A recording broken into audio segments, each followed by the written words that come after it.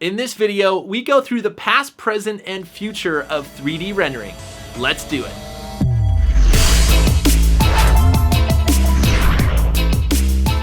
Hey everybody, it's Nick here from Greyscalegorilla.com, giving you the tools, training, and tutorials to help make you a better motion designer. Now, we have a really great presentation today, but before we get started, I wanted to remind you to subscribe to our YouTube channel, where we have a ton more videos just like this. And if you're interested in stepping up your 3D game this year, check out our new training page. I'm gonna link it up down below and also right here. All right, let's get into today's video.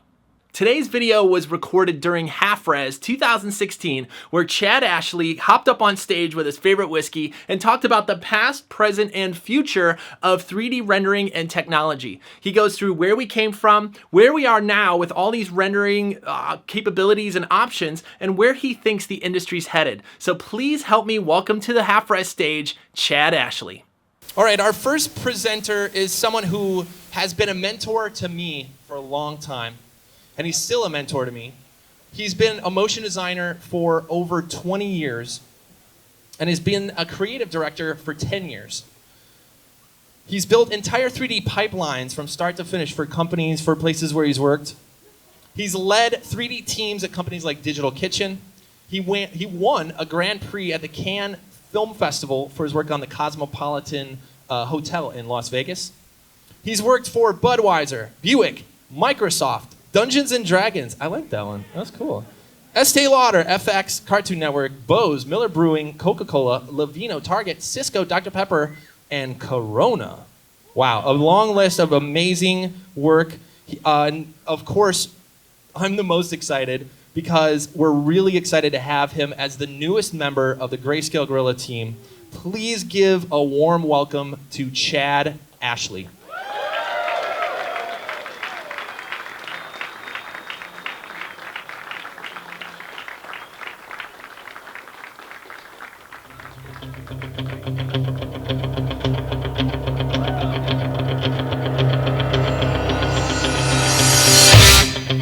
What's up, Half-Reds? Let me hear you. That's all you got? Really? Come on, let me hear you. There we go. There we go. That's what I'm talking about. How's that for an intro song? Thank you, sound guy. That was pretty killer. It's actually a little bit of trivia. That's the song that I walked out to on my wedding. My wife would be appalled if she knew that I was doing that right now. We're just waiting for Chris to set up the recording so we can make sure we can capture this for posterity. You guys having fun? Everybody have their drinks? I've got mine. I'm on I've stopped counting really. It's quite a few. Can you? We'll get there, don't worry. So my presentation tonight is going to be, it's kind of a celebration really, because this is a night for celebrating, right? And, you know, I've been in this industry for a while. First of all, let me just preface this with that I don't use a Mac, so I'm going to completely, I didn't even know what I'm doing right now. Like, how do I even get down to, what? Help me out here, buddy. What, this side? This is the whole presentation, me fumbling through a Mac. Enjoy it. Oh yeah, okay, so get me to the documents, there we go. All right, cool, sorry about that. Oh, look at that, he even made a folder. I'm old. Bear with me. Okay, so, let me move this mic. All right, so check this out. This is gonna be an interesting conversation, I think, for everybody to hear. Because, listen, I've been doing this for a while. We got something up there? All right, cool, there we go. So, Half-Res 5, here we go. Boom, first guy off the bat. My name is Chad Ashley. I'm a creative director at Greyscalegorilla. I am also a recovering 3ds Max user. I apologize. And if you're wondering what's with the gory photo, buy me a drink after I talk, and I'll tell you the story how Will Smith gave me this scar on my head that you see that happened right when that photo was taken. So I'm going to start off with some gore, right? So a quick bio about me. Again, been in this industry way too long. All in Chicago. Chicago, let's give it up for Chicago. Thank you. Been a creative director, live action director, CG artist, mentor, teacher, Probably the thing I'm most proud of is being a mentor and a teacher to talented people. I love surrounding myself with talented people. I learned from them as much as I hope they learned from me. Started at Post Effects, then I went to Optimus. Anybody from Optimus out there?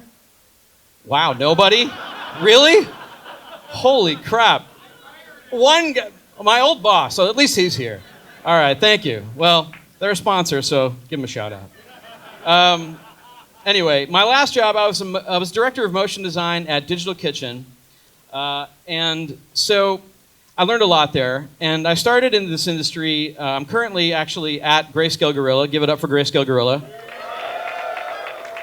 I love it there. It's an absolutely phenomenal organization. Everybody there is super talented, super smart. I started in this industry in Maya. Whoa, crickets. And then I went to 3ds Max, and now I'm in Cinema 4D. All right, so that's cool. I love telling stories through 3D. It's my favorite thing to do. Look Dev is as part of that process is my absolute most favorite part of that process, and I absolutely love Blanton's bourbon. So if you are looking for something to give me later, that's what I want. So today we're going to talk about the democratization of 3D, because I think today is a really exciting time to be in 3D. Especially if you kind of have a bit of perspective like I do, where you kind of know where we came from. And, basically 3D was expensive as fuck, and now it's not. And that's really powerful, and that's really empowering, and it's a great thing. And I want everybody in this room to walk away from this conversation today thinking, damn, this is really cool that I'm in this industry. So I've been through a lot in this industry, and I've heard a lot of strange things over the years, including quotes like this. This was actually said. I was working on a job, and a client was there, and the director was like, so what you see right there is ray tracing, and we charge extra for ray tracing. And I'm looking like, what the fuck did you just say? And so apparently ray tracing was really hard back then. And shadows and reflections, those were very difficult to do. Other things that I heard, like, oh, you don't want to watch this. It's like watching paint dry, really. I mean, that actually was said behind me while I was working on a job to a client by my producer. Oh, you don't want to watch this. It's like watching paint dry. I mean, think about that for a second. And to be honest, it kind of was like watching paint dry. So, I mean, I can only feel so bad. And then another time, somebody, at one point I was getting a little antsy, and I'm a little bit kind of a animated guy, and I wanted to do my own thing. And somebody, I don't remember which ex-boss it was, but they were telling me, well, there's no way you could afford to do this on your own. This is so expensive, and this is hard, and it takes engineers and all this shit. And I was like, well, that was then, and this is now. All right? I bring you the democratization of 3D. So, started off with a project. After I left EK, I said, all right, I'm going to build a machine for home use, and I'm going to see how it works. And I was working at Grayscale, and my friend Amador Valenzuela, who couldn't be here tonight, said, hey, I got this Lego job. Do you want to work on it? Do you want to, do you want to do the 3D on it? I already did the print. And I said, okay, I just got this new machine. I was running Octane. I was loving it. I thought, here's a perfect test to see what I could do at my house. Just me doing the 3D. Of course, we had an editor, and I'll talk about that in a minute. But I want to show you this job, not because it's the most fantastic 3D thing you've ever seen, but just because my own, oh my God, I did this in my house. That's insane. So I'm going to play this back real quick. MSI is using Lego bricks to reconstruct fantastic feats of engineering, like the Golden Gate Bridge. 60 feet long, 65,000 Lego bricks, 800 build hours. It's one of 12 incredible Lego structures in the Museum of Science and Industry's new exhibit, Brick by Brick. Come see them all and discover that nothing is impossible when you have the courage to build the unbuildable. So now, thank you, right? I mean, dude, look. So let's just break this down for a second. Okay, so I mean, it's like Legos popping on and stuff, but whatever. All the CG was done by me in my house. Like, that's like mind-boggling. We had an editor working remotely. We had a 2D animator working on the end tag when it got to that point in the schedule. We were using Dropbox and Slack. We were all collaborating online. We never shared an office, never even were in the same room at any time. It was all done in Cinema 4D. It was all done in Octane. It was all done on one machine. Average frame time for render was about 45 seconds with subsurface, depth of field, motion blur, everything. So big shout out to Amador Valenzuela for bringing me onto that job. And it was also done in less than 3 weeks. And that, my friends, would not have been possible 5 years ago. That would not have been possible probably 3 years ago. Okay? So when you think about that for a second, and you think about what that means for our industry right now, and what that means for you, I mean, it's mind-blowing, dude. I mean, think about that, okay? So we're going to take a trip back. We're going to take a trip back to 1998, okay? We're going to go way back, okay? I know maybe some of you were barely born, but I'm not going to think about that. I'm going to show you the first computer that I did 3D on, okay? So this is the first computer I ever did 3D on, right here. Okay, now, that's not my computer. This is an image I found on the internet because I didn't think far ahead enough to be like, oh, I should take a picture of this for posterity. No, I wasn't that smart. So, who knows what this was? Who can say it? Just yell it out. SGI what? No, not an O2. Octane. Who said that? Nice job, Paul. Shout out to Paul. Okay, so look at... Hey, come on now. Go easy. All right, so check this thing out. Look at that thing, dude. It's a beast. It was about the size of a refrigerator, a small, like, college fridge. So this is the SGI Octane. Circa 1981 to 2009, Silicon Graphics was around. They made workstations that all of you would have worked on back then, had you been around back then. So it used the Unix operating system, which is ridiculously complex for a guy like me who didn't study computers in college. It had a dual 600 megahertz processor. You could get up to about 8 gigs of RAM, but nobody went that far overboard with it. And it could do a total of 1920 by 1200 in resolution. Wow, pretty killer, right? So who used this thing? Well, typically it was used in production, post-production, and post. A lot of Chicago post houses had these, including Optimus, where I worked when I was on one. And a lot of other ones that you probably have freelanced or talked to or have seen. A lot of places in Chicago had these. So the big question, what the hell did it cost? Like, what did it cost them? What do these things cost, right? It can't be that much, right? It can't be that much. Well, guess again. That machine was $21,000. Now, this number does not even include inflation, which would make it significantly more, but I'm not that good at math, so I didn't do the inflation. All right, so let's just say that you had a team of 3 people, right? Let's say you had a small team, 3D team. It's 63 grand for just outfit just the hardware, people, just the hardware. Not even talking about any of the peripherals, any of that stuff, right? So we're talking $63,000 for a total of 6 processors. Okay? 6. That's it. Imagine that. Just imagine it for a second. And then think about this. Think about software. Software. Not many choices back then. In fact, what I ran and what I thought was the best was this. I know, it came in these cool boxes, though. And who remembers boxes when they would ship with boxes? Not very many. Okay, I'm just going to stop now. Anyway, so Alias Wavefront made Maya. Maya 1.0 is what I remember using. I used the program before that, but Maya is the one that you'll know, so I'll just say Maya. Bad thing about Maya is that you had to look at this shitty-ass splash screen every single day. Every day, you'd open it up and you'd be like, oh, dude, really? Really? That's the best you could do? Tools for 3D minds? Ugh. All right, so what did that cost? Okay, let's just talk about that. Well, I'm not even going to let you guess because I'll just say it. 16 grand for one cut of Maya at that time.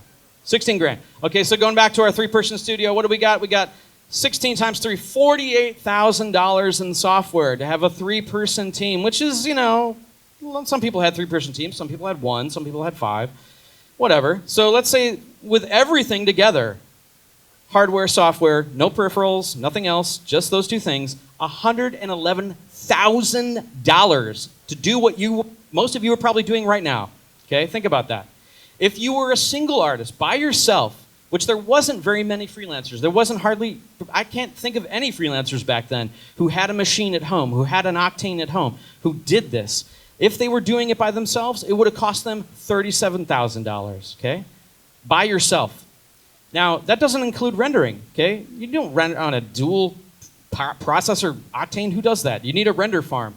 Well, back then, the render farm was very different. The render farm was this monstrosity. So this is the SGI Onyx Terminator. And it ran on Unix. It was big as a refrigerator. It took so much goddamn power. I don't want to know what the bill was. I apologize, Glenn Noren. It can fit up to 6 processors. And it consumed an enormous amount of energy. So it was a deal. It was a steal. It was a steal at $100,000. Or maybe you bought the upgraded version and paid $250,000 for that refrigerator. That's what you rendered on. Like, ridiculous, right? So where are we at so far? Let's just break this down. Let's just see. Maybe it's not that much. All right, total cost so far. Hardware, $63,000. Software, $48,000. Render farm, $150,000. Okay, so 3-artist team with a render farm, 12 processors. That's it. $261,000. That's ridiculous, dude. I mean, think about that for a second. Think about what that means right now. Like you just couldn't do what you're doing right now, and that's why I have this perspective that just gives me. I have this humility and this sense of humbleness, I guess is the best word. But what about one artist? Let's think about that. Like, let's just say it was one artist, a freelancer. This is my pal, John Tojek, in this picture from that era. I love this guy's suit, by the way. It's fantastic. So John is definitely does not want to be there demoing CGI at this trade show. Cost for one artist, SGI Octane, 21 grand, Maya, 16 grand. Total for that single artist is $37,000. If they wanted a render farm, if they wanted the Octane, or the Onyx, that would be $187,000. Who here has $187,000 to do 3D? Yeah, that's what I thought. Nobody. Because the last Octane system was sold in 2004. I mean, but think about it, though. That's only 12 years ago.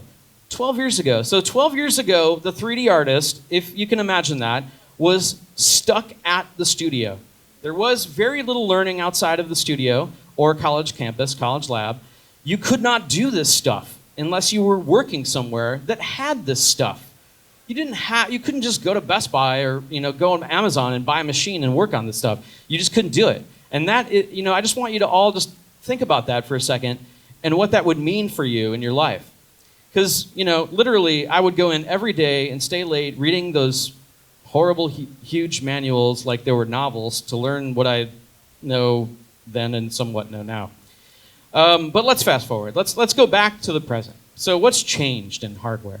Well, obviously, high-speed internet at home happened, desktop happened, 64-bit computing happened, CPUs got faster, smaller, cheaper, GPU computing happened, faster interface speeds, digital cinema happened, less power-hungry hardware happened. All these things happened. Drastically reduced pricing in DCC applications, which means literally Maya went from $16,000 to, I don't even know what the price is now. It's significantly less. So the idea of subscribing to software happened, which had never been a thing back then. Ever, never been a thing. 3D application playing field grew, and then it shrunk again. Rest in peace, XSI. That was a kick-ass piece of software, by the way. Introduction of advanced rendering technology, global illumination, GPU, Octane, Redshift, Iray, Theo. Cloud rendering happened. Fully multi-threaded 3D applications happened or will happen, Paul. Collaboration apps happen. Dropbox, Slack. I can't even imagine doing what I do now without Dropbox and Slack, right? Are you with me? I mean, seriously, Slack is insane. So basically what I'm getting at is the present is freaking mind-blowing. Okay? It's mind-blowing. Almost as mind-blowing as this image here. I have very strange taste. I'm a very strange person. But let's just talk about, I'm going to get back to this home system that I made. And I'm not going to spend a lot of time on this because I don't want to, brag about this kick-ass system that I made. It's a really nice system, but the point is this. And then if you want to talk about my system later, that's great. An average PC build, if you want to do really high-end work, is going to be about $7,500, and that's on the high end, okay? You're going to pay about $36.95 for Cinema 4D, unless you know Paul, and he'll give you a deal. You're going to pay about $700 for a third-party render. That's on average. It could be more, it could be less. So let's just look at that for a second. Let's say back then, it would have cost $37,000 for you, the individual 3D artist, to do what you do right now. But now, it costs $11,000. And that's high-end. You probably don't need $11,000 worth of stuff. So what I'm getting at is it's 68% cheaper to do 3D today. That's crazy, right? And that's as a single artist. And that's not taking render farms into account or inflation for that matter. If you are, want to talk about having that Onyx render farm, that giant refrigerator, then for you, it's 94% cheaper to do 3D now than it was back then. That's incredible, okay? But I know what you're thinking. What the hell does all of this mean? What the hell is this guy talking about? I don't know. So, basically, let's take a look into the not too distant future, okay? Let's talk about now, maybe a couple weeks from now. Not too far. Okay, so content creation budgets are going to continue to decline, as we already have seen and we know is happening. Hardware and software prices will continue to decline, though at a slower pace. Rendering will be a non-issue, in my opinion, either through GPU rendering or cloud solutions. It will no longer be the bottleneck that we see today. More independent artists and small companies and collectives will rise. Run, kick, shout. They'll be talking here later. You definitely want to stick around. That, to me, is super inspiring. More artists will become a hybrid of freelancer, independent artists taking on full projects or working directly for brands or agencies, okay? So that's what's going to happen, in my opinion. It's all my opinion. The word studio will be blurred. Agencies and brands will care less about the studio and more about the content quality / price, okay? They're not going to care so much about where it's done. They're going to care about if it gets done and at what quality level. That's my opinion. We're going to see a rise in remote artists, either freelance or full-time. Won't matter where you live, which is insane because when I started in this industry, you needed to live near a mecca. You needed to live near New York, LA, Chicago. If you didn't live near those places, you weren't doing good work. And that is changing. And that has changed, and it's already happening. Pressure will build on the middle-tier post-house motion design studios, and they will need to compete with this ever-growing independent group of artists like yourselves that are going to be building on these projects and with little to no overhead, because as we saw before, the prices are insanely smaller than they used to be. The playing field is going to be even between the studio and the independent artist, where only the most complicated job is going to need the studio. The rest is going to be divvied up amongst you. The successful motion designer, in my opinion, in the future, will be an artist that is well-rounded, that has good agency and brand contacts, a deep contact list in the industry, aka getting back to what Nick said about meeting your neighbor, because that is ridiculously important in the future, knowing who to rely on. You can't do it all yourself, making a team, making a job happen. Okay, so that's going to be important. That's the not too distant future. That's like now into 2 weeks. Let's take a look at what happens next. Okay? That's what's going to happen. Everybody's going to fall on their freaking face with drones, hoverboards. Anyway, so let's look at next, right? So let's talk about that. And these are all just my opinions, and I might be wrong, Feel free to argue with me after I'm done. I'm open to that. So I think that you're going to be faced with a lot of rendering choices in the next year. This is the year of rendering, 2016, the war of the renderers. And you're thinking to yourself, oh, Arnold, Octane, Redshift, RenderMan, what do I do? Theo, Corona, I don't know. But here's what I think. I think all of you doing Cinema 4D are going to be using one of these 4 renderers in the next 2 years, if you're not already using them now. I think that because these are very advanced renderers that I think have incredible development teams that are doing some insane stuff that is just going to be a must-have for everybody in 2 years. Let's get further into the future. Let's talk about predictions. Now, this is where I'm going to I might even piss some of you off, but that's okay. Because I've had a few, and that's what I do when I drink. I think technology is going to become more transparent. It's going to be less of a hindrance. It's not going to be in your way. You're going to be able to create more freely. I think online courses and render schools will render schools obsolete for motion design. Now, you might argue against me on that one and think that collegiate courses are still going to have a place. Maybe they will. If they have a really great faculty and a really great curriculum, you might be right. But with the amazing content that Greyscalegorilla has been producing, we might be onto something. Everyone will be on multiple GPU systems rendering locally, I believe, 70% of the time, either through multi-GPU systems or external enclosures. GPU rendering is going to dominate and become the standard. Cloud rendering services will slowly decline as multi-GPU enclosures become more affordable. External GPU enclosures will become the new render farm, though much smaller and more affordable. You'll have them in your house, whatever, maybe a 4, 6, whatever. It'll be common to work remotely with teams located all over the world, which I'm sure some of you are already doing, which is fantastic, and I love that. What else? Well, unfortunately, most of you will probably have to be on Windows. I mean, let's just face it. Let's just come to terms with it. Just right here, right now. We're going to grab your partner's hand. No, I'm just kidding. The word freelancer, I think, is going to mean something else. So the word freelancer, when I was coming up and I was at DK, meant like a person that you brought in to cover a job, or maybe somebody that you wanted to bring in for a specific specialty, and they would work on site, and they would do what they needed to do, and you'd book them, and they'd go, and everything would be great. Well, I'm seeing a different freelancer in the world now. I'm seeing a freelancer that's more of an independent artist, that's working directly with agencies, with brands, with whatever. These people are producing the work themselves, which is really liberating. I think VR is going to be just another delivery format. I don't think it's going to be a big deal.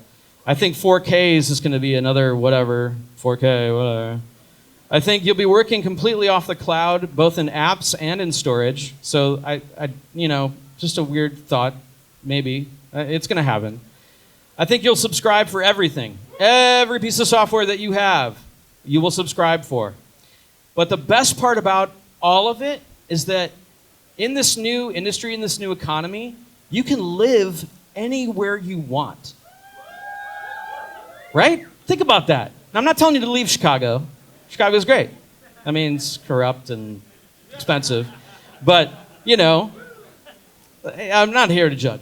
The thing about that is, it's super liberating. I mean, like for me, I had to live near Chicago my entire career because that's where it was happening, and I didn't want to move to LA. I didn't want to move to New York. I have family here and whatnot. Anyway, so that's amazing, right? Because this industry is growing so rapidly. It's growing. I mean, look at you guys. Look at this room right now, right? Right? Half-Res 1, I wasn't even here. There was 90 people here, dude. 90 people. Right now, look around. 350 people are, I bet, I don't know this for sure. I made this slide a long time ago. I was hoping, really hoping there'd be at least 350 people here. I think I got to be pretty close, right? So think about that, man. Think about in just that short amount of time how much that's grown and what that means. So I want you to all feel really happy about that. I want you to feel really good about your place in this industry, the fact that you're here right now, sharing in this, and talking to other people that are interested in what you are interested in. And I want you to now think about, just close your eyes for a second. Everybody got their eyes closed? Close your eyes. I want you to think about Half-Res 15. Okay? What the hell are we going to talk about at Half-Res 15? I don't know. I have no idea what we're going to be doing in Half-Res 15. Hopefully some of the shit I said comes true so I don't look like a complete jerk. But if it doesn't happen, that's cool. I roll with the punches. That's what I'm good at. So think about that. I want you to leave this presentation thinking about Half-Res 15, what that's going to look like. And I want you to know that your place in this industry is a fleeting moment, and to absorb everything that you can now while you're here talking to everybody else that is interested in what you're interested in, because this does not last forever, okay? And it's really important that you realize that. And now, it's prize time. Right? Right? Oh, look at it. Everybody's getting their tickets out. Thanks again for watching, everybody. Don't forget, we have many more videos coming up from Half-Res, so please subscribe to our YouTube channel. You're going to get all those and much, much more from us here at Grayscale Gorilla. And also, don't forget to check out our training page if you're ready to step up your 3D game this year. I'm going to link it up down below in the description as well as right here. All right, with that, I will see you in another video really soon. Bye, everybody. Kind of wish this mic would work. Maybe I could hook this mic into there? If only there was a way. Hello?